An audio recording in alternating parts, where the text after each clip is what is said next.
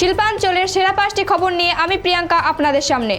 আসানসোলের চৌরাঙ্গি ফাঁড়ির অন্তর্গত চৌরাঙ্গি ফাঁড়ির পুলিশ ও কেন্দ্রীয় বাহিনীর রুট মার্চ বুধবার শবনপুর, লক্ষ্মণপুর, দামাগড়িয়া ও দেবীপুর সহ চৌরাঙ্গি ফাঁড়ির অন্তর্গত বিভিন্ন এলাকায় রুট মার্চ করা হয়। মূলত লোকসভা কেন্দ্রের নির্বাচনকে সুষ্ঠু শান্তি শৃঙ্খলা বজায় রাখতে এই রুট মার্চ করা হয় বলে খবর। আসানসোলের ইসিএল এর সোদপুর এরিয়া চিনাকুড়ি কয়লা খনির 1 নম্বর পিটে মঙ্গলবার খনিতে কাজ চলছিল ঠিকা সংস্থার তত্ত্বাবধানে। খনির উপরে ডুলির ওঠানামার যন্ত্রাংশ ভেঙে দুর্ঘটনা ঘটে। ঘটনায় মৃত্যু হয় 2 ঠিকা শ্রমিকের। বুধবার সকালে খনি চত্বরের সমস্ত শ্রমিক নেতৃত্বরা ক্ষতিপূরণের দাবিতে সরব হন। গোপাল মাঠ থেকে অন্ডাল যাওয়ার পথে 19 নম্বর জাতীয় সড়কের উপর এক পণ্যবাহী গাড়ির সাথে স্করপিও গাড়ির মুখোমুখি সংঘর্ষে উল্টে গেল পণ্যবাহী গাড়ি। ঘটনায় মৃত্যু 1 জনের ও আহত 6 জন। ঘটনাস্থলে পৌঁছান পুলিশ।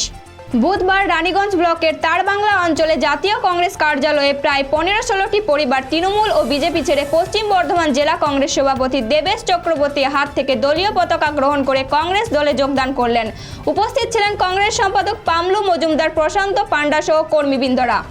লোকসভা নির্বাচন যত এগিয়ে আসছে, সাধারণ মানুষের গুচ্ছ অভিযোগ বেরিয়ে আসছে। এরই ধারাবাহিকতায় রানীগঞ্জে 91 নম্বর ওয়ার্ডে দীর্ঘদিন ধরে মানুষ রাস্তার বেহাল দশায় ভুগছে। এই বিষয়কে কেন্দ্র করে স্থানীয়রা ভোট বয়কটের দাবি তুলে ধরে। শিল্পাঞ্চলের সেরা 5টি খবর এখনকার মতো এই পর্যন্তই। পরবর্তী খবরের জন্য চোখ রাখুন খবর বাংলার স্ক্রিনে। খবর বাংলা, খবরের খবরদারি।